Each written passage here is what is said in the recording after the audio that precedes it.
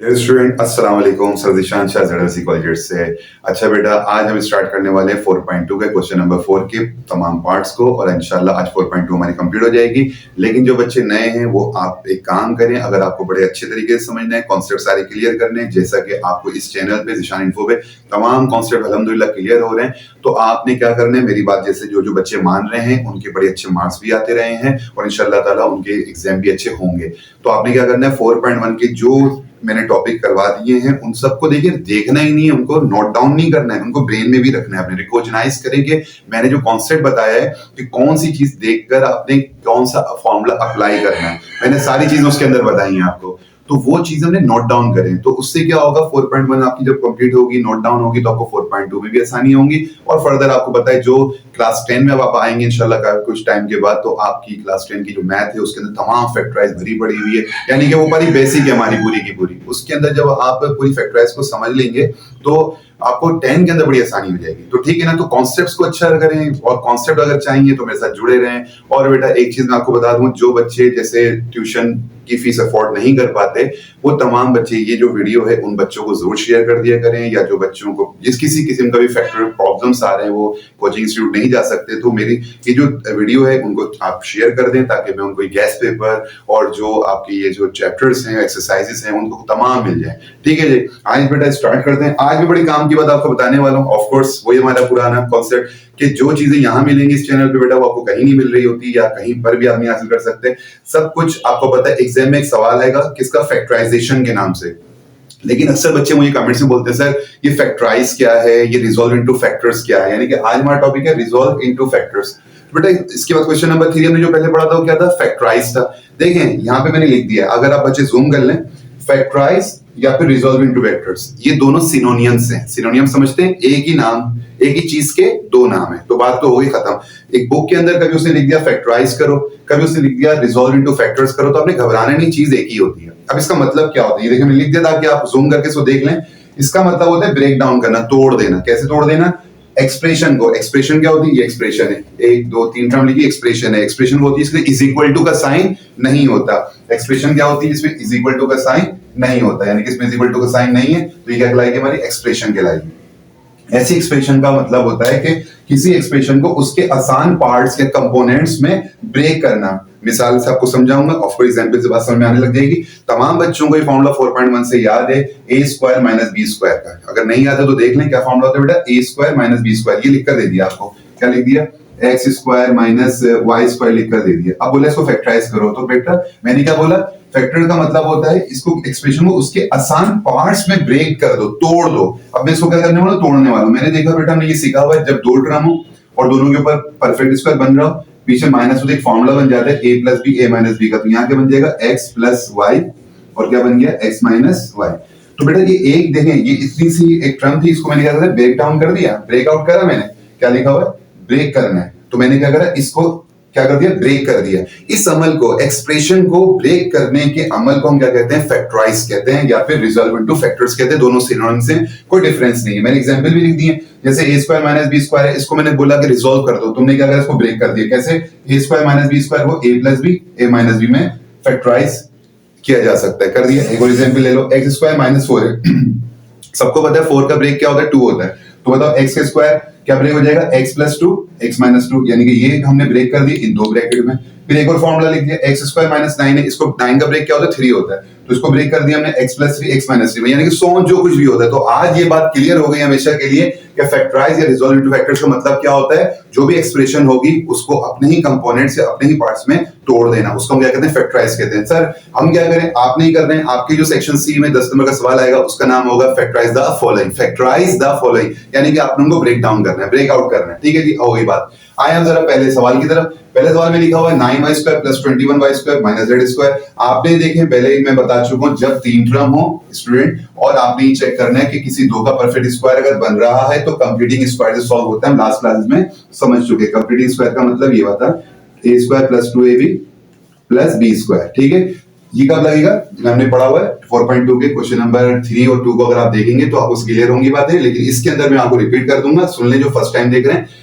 और जो पहले से देखते आ रहे होंगे तो उनके सीक्वेंस तो अच्छे होंगे, उनके कॉन्सेप्ट भी क्लियर होंगे, तो पिछली एक्सरसाइज को जरूर देखें 4.1 की और 4.2 की।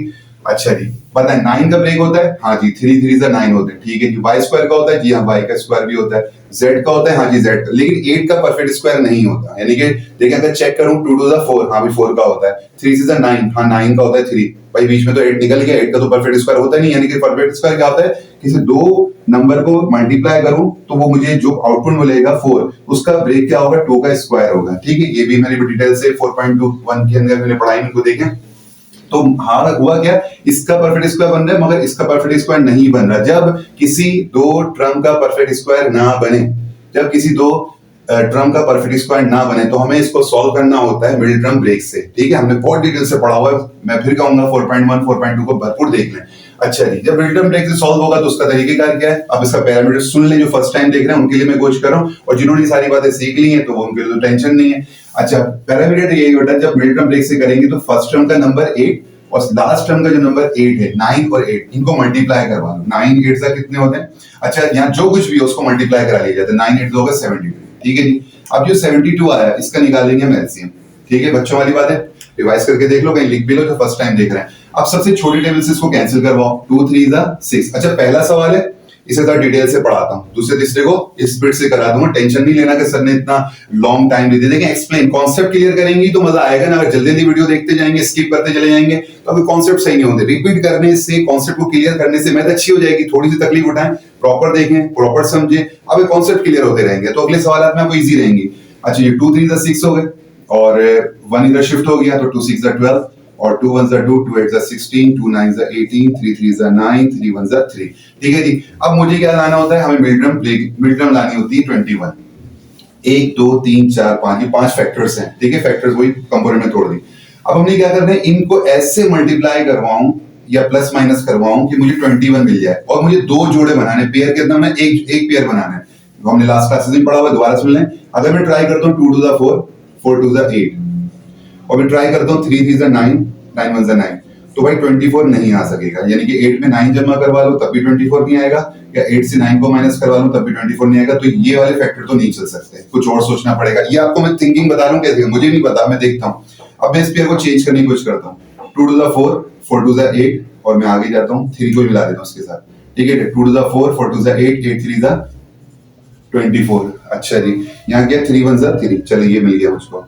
अब मुझे बताएं, मुझे प्लस का 21 चाहिए, माइनस का? प्लस का चाहिए तो बड़े की साइन क्या कर दूं मैं? प्लस कर दूं, और छोटे को माइनस कर देता हूं, क्योंकि आउटपुट में मुझे प्लस मिल जाएगा। तो 24 में से 3 का कितने बचे बेटा? तो प्लस के 21 मिल गए। ये देखिए 21 आ गया मेरा, इसका मतलब मैंने बिल्कुल सही कर दिया। लेकिन लेकिन लेकिन मैं बार बार कहता हूं कॉन्सेप्ट पे जाना है। यहाँ पे अभी जरा हल्का हाथ रखो, एक और चेक करो। 9 कितने थे? 72 थे, तो ये भी चेक करना। बताओ 24 को 3 से उठाओ अपना कैलकुलेटर या अपना दिमाग चलाओ, 24 को 3 से मल्टीप्लाई कराओ। हाँ भाई, कराया कैलकुलेट? पॉज करो वीडियो को और चेक करो 24 को 3 से मल्टीप्लाई करा के बताओ क्या आ रहा है? 72 आ गया। हाँ जी, तो इसका मतलब है जब मल्टीप्लाई करा के जो फैक्टर्स आएंगे उनको मल्टीप्लाई करा के भी चेक करना होता है। दो चेकिंग हो गई। क्या हो गई? 24 को 3 से किया तो क्या आ गया? 72, एक चेकिंग हो गई। दूसरी क्या हो गई? 23 4 में जो 3 है उसको माइनस के तो क्या आ गया? 21 आ गया। तो दो चेकिंग करने के बाद आपने आगे स्टेप्स लेने। अच्छा जी, दो चेकिंग हमने पहले भी पढ़ी नहीं, अब आगे आ जाए। तो इसका मतलब अब मैं 21 की जगह क्या रखने वाला हूं? 24 और 3 को। साइन की यहाँ पे प्लस रखनी है और 3 को माइनस रखना है। अच्छा जी, पहली टर्म को मैं एज इट इज लिख देना, लास्ट टर्म को भी एज इट इज लिख देते हैं। इसकी जगह पे गौर कीजिएगा, प्लस का 21 है, लेकिन मैं क्या लिख दूं? प्लस का 24, और ये कितना? -3 है, ये मैंने लिख दिया -3। अब सर वेरिएबल क्या लिखेंगे? जो भी मिड टर्म में वेरिएबल होते हैं वो लिख दी जाते हैं। क्या क्या है? वाई जेड है, स्मॉल लिख लें, कैपिटल तो कैपिटल लिखिएगा। जो सवाल ये आ गई हमारी मिड टर्म 2। अब कितनी टर्म बन गई? 1 2 3 4 हो गया। समझ में आ रहा है? 4.1 जो सीक्वेंस से समझता है उनको और अच्छा समझ में आ रहा होगा, और जो बच्चे पहली बार देख रहे हैं वो अगर अच्छा है कि वो पिछली एक्सरसाइज को देख लें तो अच्छा हो जाएगा। आ जाए, बताएं, कॉमन निकालें। 9 और 24 क्या कॉमन होगा? कॉमन निकालते हुए कहीं लिख लें, वाजे कर रहा हूं कि बड़ा टेबल, बिगेस्ट टेबल को चेक करना होता है। 9 और 24 में कोई बड़ा टेबल बताएं क्या? 3 के टेबल में दोनों आते हैं? हाँ भाई 3 के टेबल में आते हैं। और कोई टेबल है 9 के टेबल में 24 आता है? 9 1 9, 9 2 18, 9 1 9 9। तो सबसे बड़ा जो टेबल है तो भाई कुछ है ही नहीं सिवाय 3 के, और चॉइस नहीं है तो 3 नंबर को कॉमन निकालेंगे।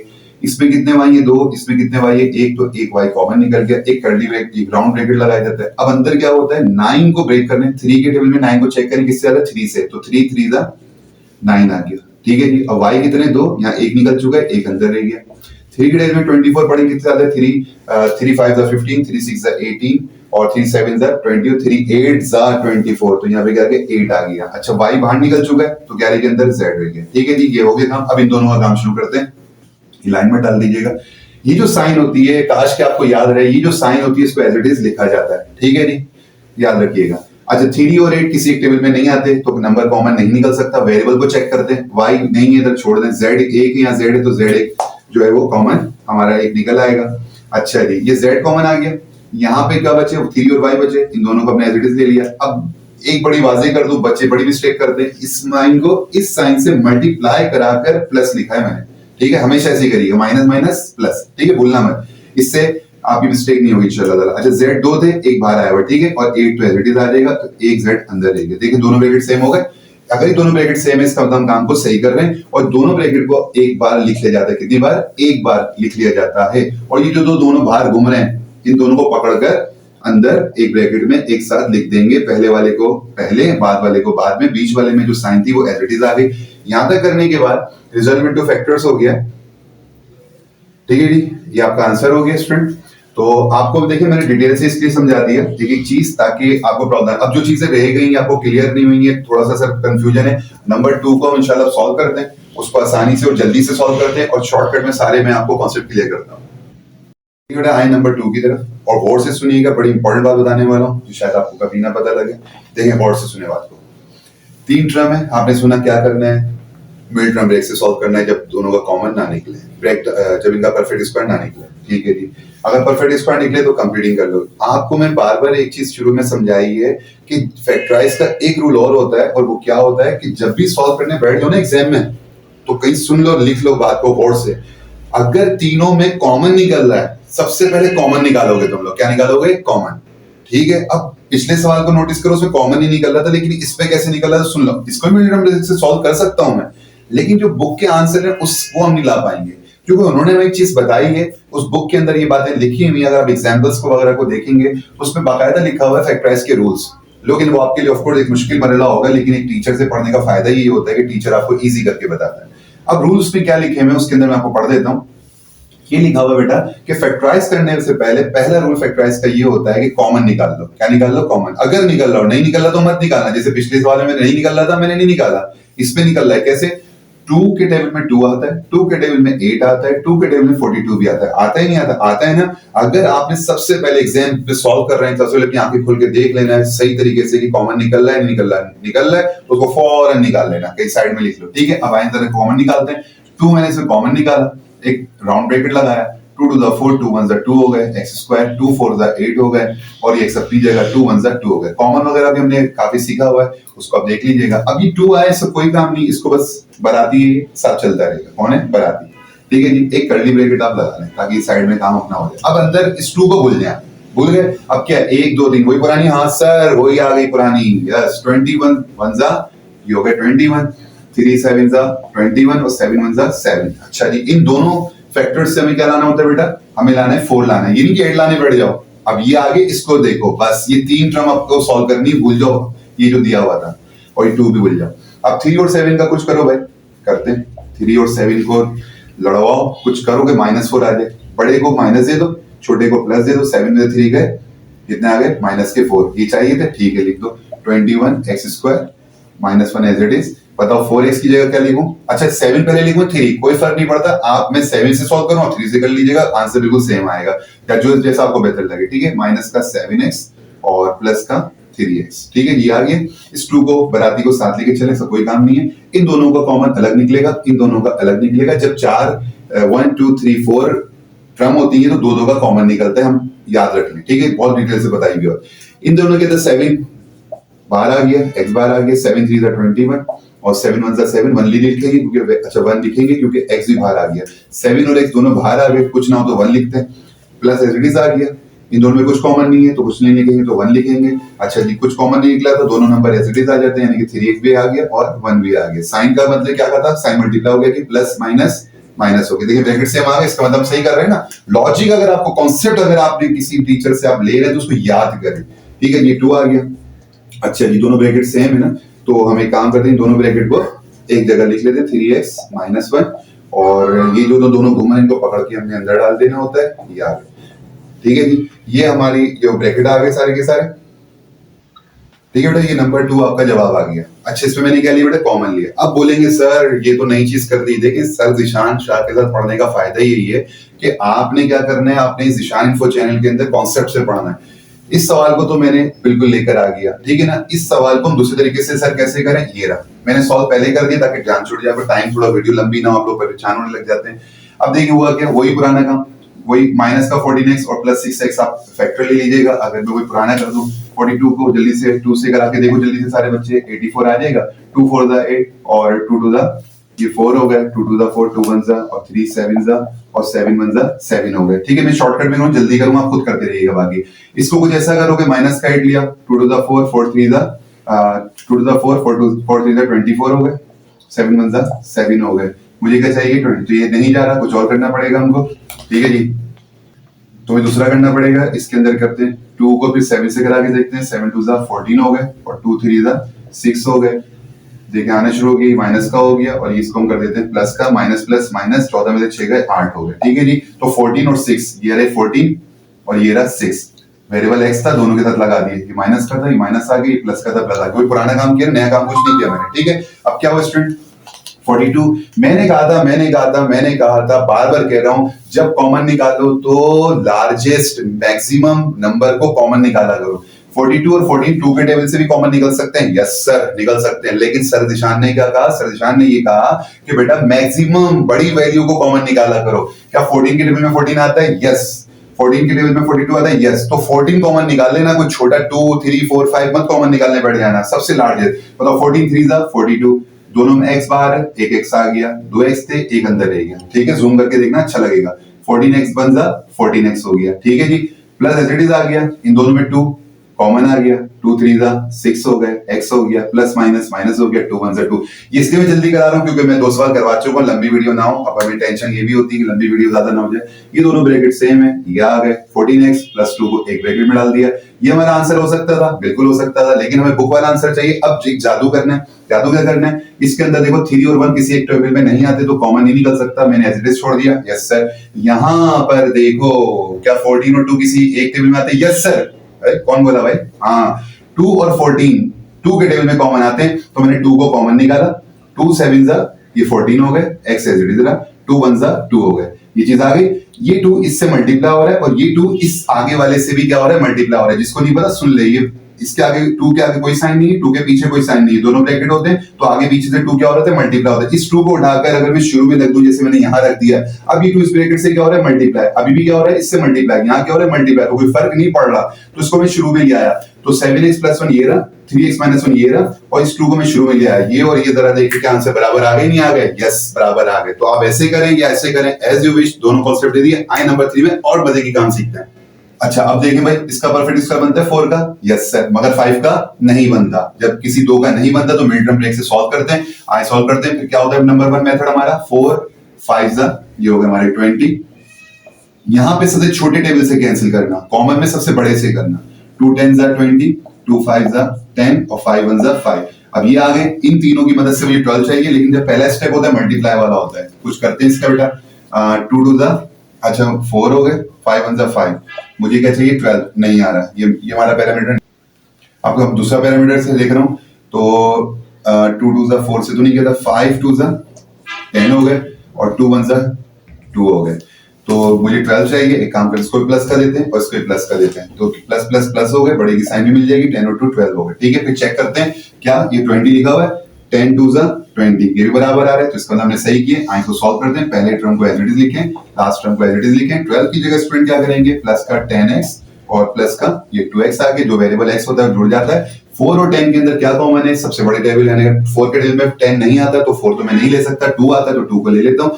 x दोनों में कॉमन है, x आ गया, 2 2 जा 4 हो गए, एक x आ गया, 2 5 जा 10 हो गए। यहाँ पे कुछ कॉमन नहीं है तो कुछ ना हो तो क्या लिखते हैं 1 लिखते हैं, क्योंकि 2 के टेबल में 2 आता है तो 5 नहीं आता, 5 के टेबल में 2 नहीं आता, 1 हो गया, और ये एज इट इज आ जाएगा। प्लस प्लस प्लस हो गए, 1 5 जा 5 हो गए, दोनों ब्रैकेट सेम हो गए, मुबारक हो उनको। ब्रैकेट को एक बार मिलजुल कर एक सफा लिख लेते हैं, बोलते तुम दोनों भाई हो, एक जगह रहो। 2x + 5 हो गए, और ये दोनों जो घूम रहे होते हैं इनको पकड़ के भी एक ब्रैकेट में डाल दिया जाता है।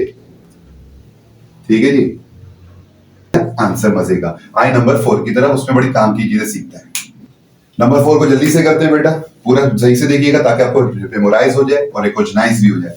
पता है बेटा 3 का परफेक्ट स्क्वायर नहीं बनता, 13 का नहीं बनता, छोड़ दें, जल्दी जल्दी करते हैं। तो 3 को 30 से कराएं तो क्या हो जाता है, 39 हो जाता है। और 39 किसी और टेबल से नहीं जाता, तो जाता है, चेक करें तो 39 को डिवाइड करके देखें 13 से, तो 13 3 जा 39 होते हैं, 3 1 जा ये 3 हो गए। ठीक है जी, तो इसको देख लेते। ठीक है बेटा, अब ये दोनों फैक्टर आ गए। 13 को दो ही फैक्टर है, मजा आसान हो गया। 13 3 जा चेक कर लेते हैं बेटा, 13 को 3 से करवाओ, कैलकुलेटर उठा लो या दिमाग चलाओ तो अच्छी बात है। कैलकुलेटर की जगह दिमाग चलाओगे, एक्सरसाइज करोगे, दिमाग मजबूत होता है। 13 3 जा कितने होते हैं, 39 आ गया। लेकिन मुझे क्या चाहिए, प्लस का माइनस का 38 चाहिए। तो एक काम करते हैं, इसको हटाते हैं थोड़ा। 39 आ गया, इसको माइनस कर दो कुछ, और ये क्या 1 लिखा हुआ है, इस 1 को यहाँ ले आओ। ये 1 का इस्तेमाल करना हो तो कर सकते हैं, ठीक है। 13 3 जा 39 हो गए, इसको प्लस दे दो, 39 में से 1 गए, ये 38 हो गए। साइन किसकी आ गई, मैं 1 का बता रहा हूँ, 1 की कोई वैल्यू नहीं होती, मगर इन जगहों पे 1 की वैल्यू होती है, इसलिए किसी भी छोटी बात को इग्नोर नहीं करते। हकीर चीजें भी काम आती है, तो 1 भी काम आ गया। ठीक है जी, 39 में से 1 गया, माइनस का 38 हो गया। ठीक है जी, मुझे क्या चाहिए था, माइनस का 38। तो ये हमने पहली वैल्यू लिखी, ये हमने लास्ट वैल्यू लिखी, और हमें अब समझ में आने लगा है। और माइनस का लिखा हमने 13xy, और यहाँ पे हो गया, 1 को नहीं लिखते, और प्लस का xy लिख दूंगा, बस वेरिएबल डाल दूंगा, 1 शो कराने की जरूरत नहीं है। मेक श्योर मैथ करें। 3 में और 39 में क्या कॉमन आएगा, हम देख लेते हैं। 3 के टेबल में 39 ऑफ को 3 ही कॉमन आ सकता है, कुछ नहीं आ सकता। और ये x आ गया, और यहाँ पे एक x रह गया, क्योंकि 2 x थे, एक आ गया, माइनस हो गया। 3 मतलब 3 3 3 9 हो गया, एक x बाहर आ चुका है, तो y रह गया। यहाँ पे कुछ कॉमन y है, y आ गया, ये साइन प्लस की एडिट आ गई, इसके अंदर फिर x रह गया, प्लस माइनस ये माइनस हो गया। 13 बाहर नहीं निकला होता तो एज इट इज आ गया, 2 y थे, 1 y आ गया। यहाँ पे स्प्लिट से करा दी ताकि थोड़े मैं वीडियो में टाइम बच जाए। दोनों ब्रैकेट सेम हो गए, x माइनस 13y हो गया, और ये घूम रहे थे, इनको हमने अंदर डाल दिया। बुक में चेक करें, हमारे एक और आंसर आ गया।